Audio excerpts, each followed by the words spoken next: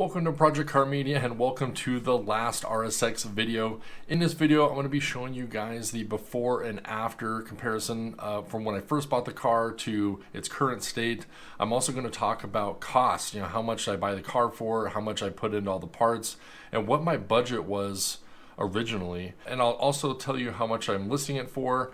And then at the very end of the video, I thought I'd leave you guys with some good old backroads driving, just some, POV, no commentary driving to finish out the video. So definitely stick around because you're not going to want to miss any of this.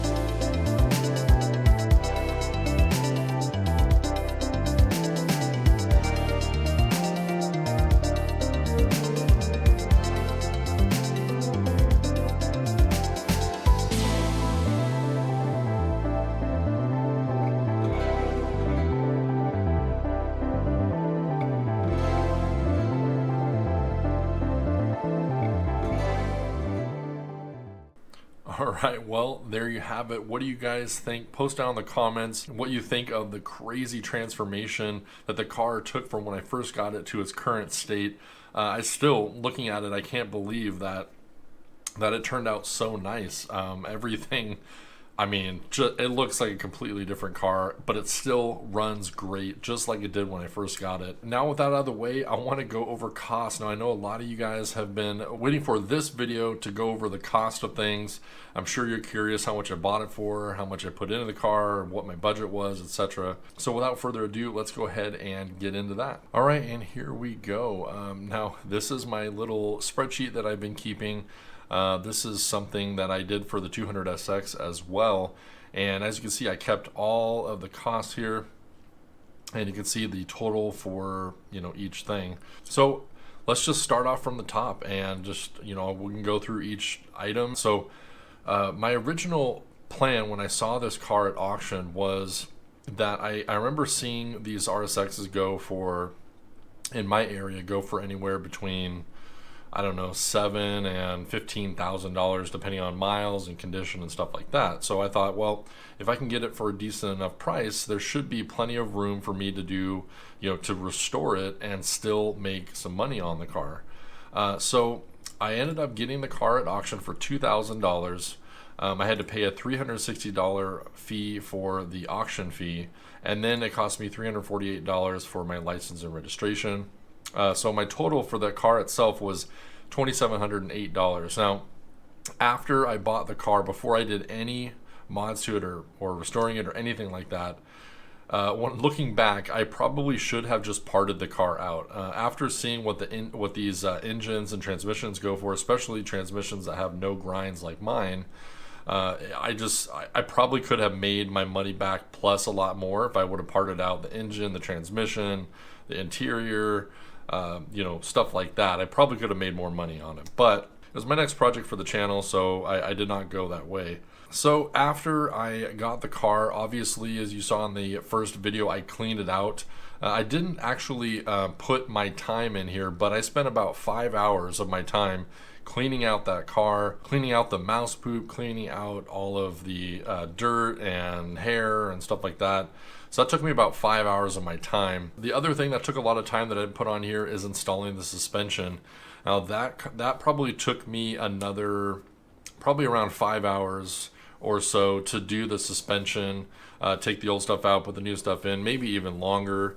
And then there's, you know, all the work from the other things, installing the front bumper, installing the new headlights, installing all the bulbs, taking the rear taillights out to do the gaskets. So, I mean, I think, you know, in personal time on this car, I probably have like at least, you know, 20 or 30 hours of just like work on the car. Yeah, that's probably, you know, 20 or 30 hours of time of my time that I don't have listed here. But let's go through the parts and just see how much everything costed. If you guys remember, I put on I got those Acura TL wheels and tires, and that was $200. And one thing I wanted to mention here is that after the last video, this previous video, I actually had some old 225, 45, 17 Federal RSRR tires laying around.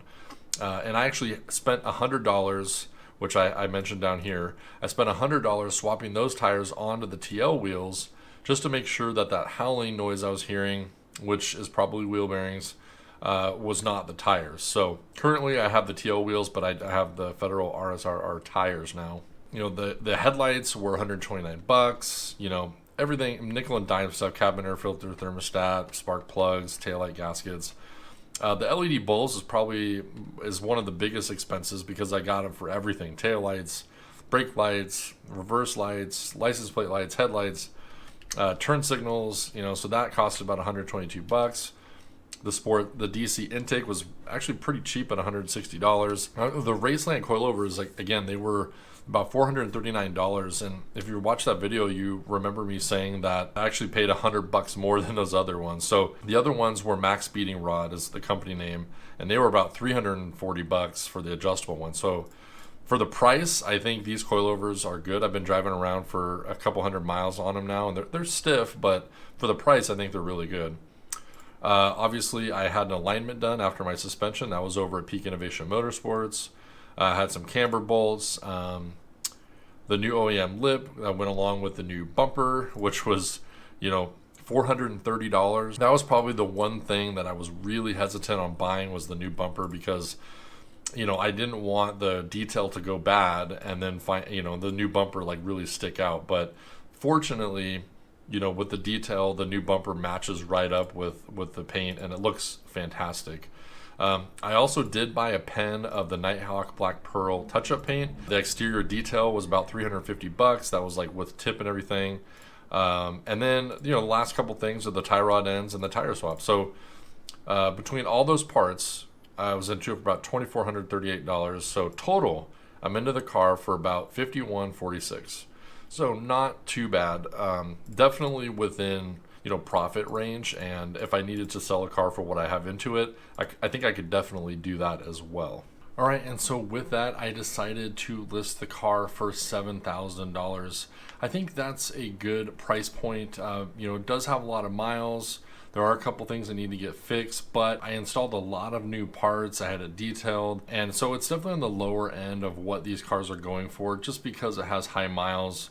Granted, I think, you know, at least a third of those miles were behind an RV getting towed, but either way, the engine doesn't smoke, it doesn't leak, you know, the transmission has no grinds. There's a lot of maintenance that happened in the last, 50,000 miles. So I think it has a lot going for it. There's no clear coat peel or paint fade or anything like that. Let me know down in the comments what you guys think on that price. I think it's fair. I think it's a good price. Let me know in the comments if you think I should have listed it for higher, for lower, if you think I'm absolutely crazy for trying to get $7,000, or if I should be listing it for like 8 or 9. You know, I'm not really sure. So my final thoughts on the car, I really enjoyed working on it. I did not expect the cleaning to be so much. When I went to go pick it up, again, I bought it sight unseen. When I went to go pick it up, I thought to myself, man, this is rough. It's going to take a lot of work, but a lot of it was just my time as well. So I just needed to, you know, do a lot of cleaning, a lot of disinfecting, stuff like that. And I think it ended up really well. I stayed under the budget. I still have some room to make a little bit of money on it. And it runs fantastic. I wish I could keep it, because I would definitely fix the wheel bearings and I would probably end up racing it just because it has those good tires on it now. The intake was probably the most fun mod. I still can't believe how loud VTEC cracks, which you guys will definitely see in the POV driving coming up here. I think in the end it turned out well. It looks fantastic. All it really needs is I think the rear wheel bearings, I think that's what they are. I think they need to get replaced, and the driver side door actuator needs to get replaced if you want to use the key fob. But the key fob does work for the other door and the hatch. And I mean, that's pretty much it. There's really nothing else wrong with the car. I mean, I've had a lot of fun with it, but it is time to let it go and move on to the next project, which I am not sure when it will be, because I'm actually going to be taking a hiatus from YouTube for a little while, and you guys are the first to hear it. I'm going to be pausing my YouTube channel for the foreseeable future, just to kind of focus on raising my daughter and focus on work and a couple other things. I really appreciate everybody watching. I really hope that you guys enjoyed this RSX video series, watching this thing transform.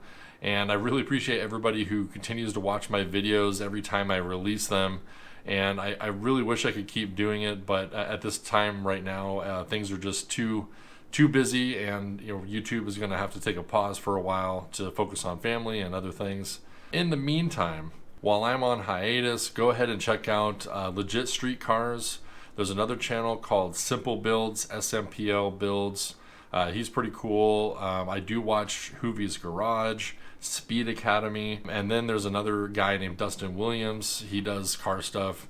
All of those channels are very awesome, very fun to watch. They have similar content, so definitely check them out. Thank you so much for watching.